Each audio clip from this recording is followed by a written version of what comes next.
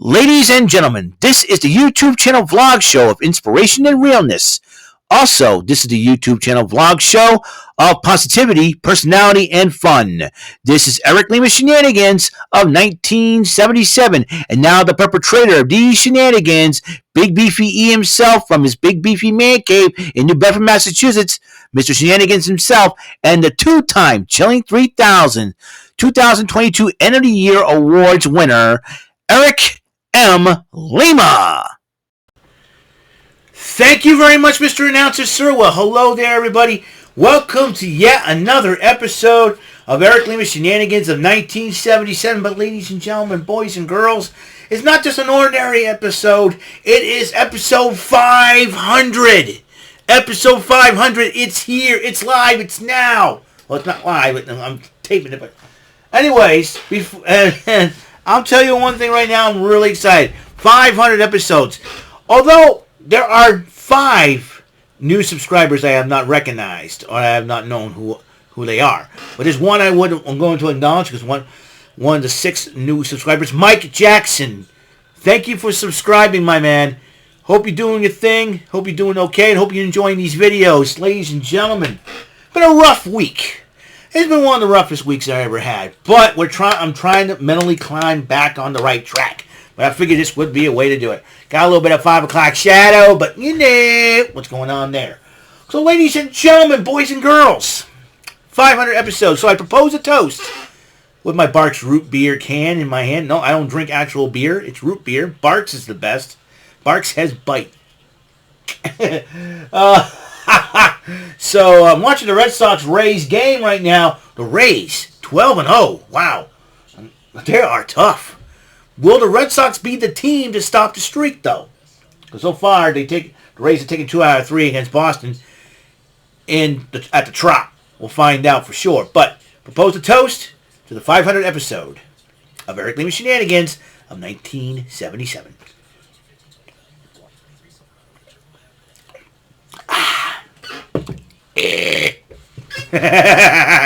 That's a celebratory burp. All right. We were like, Eric! How could you? Anyways, let's start it off, all right? The AEW Dynamite, what happened last night, didn't get a chance to because a lot of craziness has happened.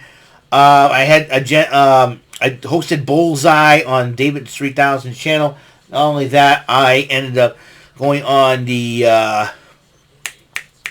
live stream, Chilling with Jordy Marathon live stream, and there'll be another one at 3 o'clock. Well, check this out. Darby Allin went one-on-one with Swerve Strickland. It seems like a merger. Mogul Embassy. That's right. That means he's got Prince Nana as a manager and Brian Cage as partner. Meanwhile, while they're watching the match of the happy couple, Sammy Guevara and Ty Mello, watching the matchup along with Jungle Boy Jack Perry. Darby Allin and Swerve Strickland. Excellent matchup. Darby Allin to pick up the victory. MJF, Maxwell Jacob Freeman, the AEW World Heavyweight Champion, interrupts things, addresses Darby Allin, makes fun of him, does all his shtick. Then Sting, Sting comes out. I'm like, oh boy. It's Sting. Sting says, I think Daddy Daycare's support system. He says he had one in Cody and all that. And pom-poms, and, Sting. I like Sting. Sting, man, he's got a sense of humor, but he's a good guy overall. The Sting, man. Darby Allin is a good guy, too, and I will tell you why. He says he helped his father retire. He bought his parents a house. And I'll tell you what. That is a cool thing for him to do. Awesome. Talking about giving back. That's how you give back, my friend. So Darby Allin earns my respect and a thumbs up from the king of shenanigans himself, Eric Lima. Shenanigan thumb up. Shenanigan thumbs up to Darby Allin. Darby Allin. And then the TNT title was on the line. Powerhouse Hobbs and Silas Young. I forgot to write this one down for who won. Hobbs did, easily. It was a short matchup. And then Wardlow, because House has this Monstar car and all tricked out. Wardlow looks at the attendant who was keeping an eye on it. He says, run. The attendant just fled. Grabs a lead pipe, starts smashing the windows. Of course, the QTV crew, that would be QT Marshall, as I like to call him, QT Fire Marshal Bill, Aaron Solo, a.k.a. Bailey's former boyfriend, and the lovely, the gorgeous Aussie angel herself, Harley Cameron. That's the only member of that group I like, is Harley Cameron. Zion Quinn, Shenanigans, thumbs up to you in marrying her. Anyways, we're watching this in horror, and then he got the forklift, does his thing, and he decided, well, I'm gonna make Silas Young pay, and he's about to. Then Wardlow's music hit. Him and Wardlow were brawling. Wrestlers, officials, referees, and agents, and everything else. They're trying to separate these two, but then Wardlow decided, I'm gonna put Aaron Solo through a table, and that's what happened. Aaron Solo went through a table. And Harley Cameron ran for her dear life. I hope she's okay. And I think Wardlow is on a rampage. No pun intended, by the way. All right. So the international title was on the line. Orange Cassidy versus the House of Black's Buddy Matthews. Orange Cassidy walks away with the title despite having a hurt hand. Hopefully he'll be okay. So. And Christian Cage and Luchasaurus says, Luchasaurus had a promo, and Christian Cage is simply saying, well, everything has changed. So, anyways, yeah, get it, catch it, nice, thank you, sit down, Ramirez, sit down. Corey Kluber better do something. Anyways, and then Renee Paquette interviews Best Friends. It looks like the challenge has been issued by Best Friends to Aussie Open. They're the new IWGP Tag Team Champions. Friday night on Rampage, following the TNT of the basketball game, NBA on TNT. Looks like I think that means it's going to be a special start night. Anywho, Ethan Page addressed the crowd, calls out Matt Hardy of why Matt Hardy did all that. So Matt Hardy and Isaiah Kennedy at private parties. He treated us like trash. The stipulation: you lose the match with Hook. I no longer want to listen to you. And if I'll tell you. And we'll have a matchup. The stipulation is if we win the matchup, we're free from you guys, from the firm. He said, well, there's more than me and Stokely Hathaway. Big Bill, a.k.a. the former Big Cass, 7 feet tall. You can't teach that crap. And then Lee Moriarty, Mr. Tiger Style. They started attacking Matt Hardy and Isaiah Kennedy from behind. Hook came in, got involved, gets a fight with Page, and then Big Bill tries to take care of it. And then returning Jeff Hardy. He's back, cleaning house with a steel chair and all, showing love to his brother. It was great, showing love to Hook and Isaiah Kennedy. It's always Isaiah Cassidy. Why write down Isaiah Kennedy? It's Isaiah Cassidy, I think. Isaiah Cassidy. Why Isaiah Kennedy? Did I have Mr. Kennedy on the brain or something like that? I don't know.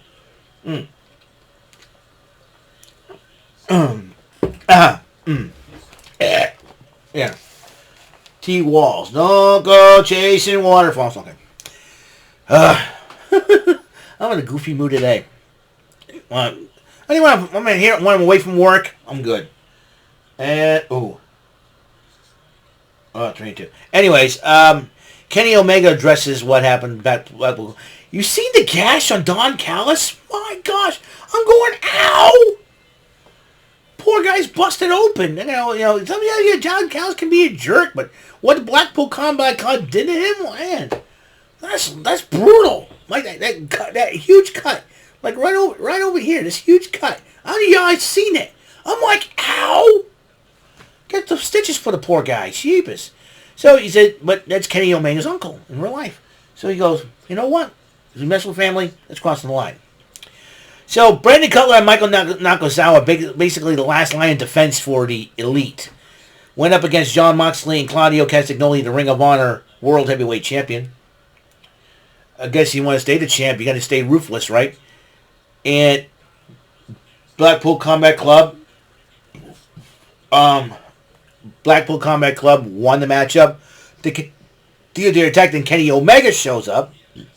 And then while Jon Moxley was trying to go after Kenny Omega, Wheeler Yuta and Claudio were in the ring. Young Bucks super kicked them, and then they started beating up on Jon Moxley, and then a gear chest, and Kenny Omega was about to use it, but then Young Bucks goes, no, screwdriver. Looks like They probably bring Adam Page back in the fold. If Adam Page and Young Bucks, Blackpool Combat Club, all four members, Bryan Danielson, Wheeler Yuta, Claudio Castagnoli, and Jon Moxley versus the Elite, along with Hangman Adam Page. That would be a heck of an 8-man tag. Can't wait for that. Whoa, wait a minute. 2 words. Blood and guts. They want blood for blood. I think Kenny Omega knows where. I think I know where this feud's going. That's just my guess. And then Tony Schiavone interviewed Mogul Embassy, says, I think, my legacy. Well, we haven't had any of the members of the Mogul Embassy yet. Who is going to join these guys? I know possibly Toa Leona and Khan could be the next 2 members because they are the Ring of Honor 6-man tag team champions. There's no doubt about it. So we'll see who else is joined up along with Brian Cage. And then you got Rio and Sky Blue. I like Rio. Rio's cute. I like Rio. Sky Blue, the young lady recently signed to AEW. And very cute too. But against Ruby Soho of the Outcasts and also the lovely, gorgeous, and curvaceous, another angelic Aussie, Miss Toni Storm. If I wasn't so scared of spiders, I would travel to Australia and marry a beautiful woman from there. Because they have a lot of spiders down there that were... I don't know why. I don't know why I fear spiders, but you know what? I got nothing against Australia except for the spiders, man, because they got a lot of spiders running around. A lot of creepy crawlies, You guys like, what the heck is that thing inside the house, It's like, oh my God, how do you live with that, I don't know. Anyways, Storm and Soho won the matchup. The Outcasts continued to attack Sky Blue, and then they put an L on the inaugural women's champ of AEW, Riho. Jamie Hayter and Britt Baker, they came out to even things up. And that's the way it's at. Keith Lee and Chris Jericho for the first time went one-on-one. And then, because of Swerve Strickland and Daniel Garcia, Jericho ended up winning the matchup. Adam Cole comes out and helps out Keith Lee. The two have respect for each other since their days on NXT. Let me tell you, it's going to be a whole lot of fun. Well, that is all the time we have on the 500th episode of Eric Lima Shenanigans of 1977. Again, a toast to the 6 new subscribers and 1 I recognize, Mike Jackson. This is for you guys and for all my 129 subscribers who have supported this channel and brought a lot of positive feedback on it. Not only that, to 500 episodes.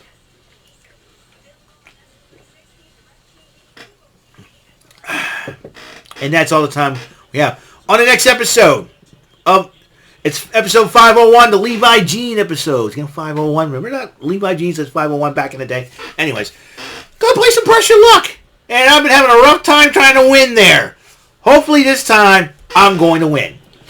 So, until that next episode comes rolling around, Mr. Announcer, sir, please take us home. That is all for today's episode of the show. This is Mr. Lima speaking for Eric Lima Shenanigans of 1977.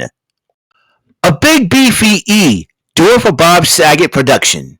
And in association with A Sweet Bowl for Raving Dingleberries Telepictures and Distribution.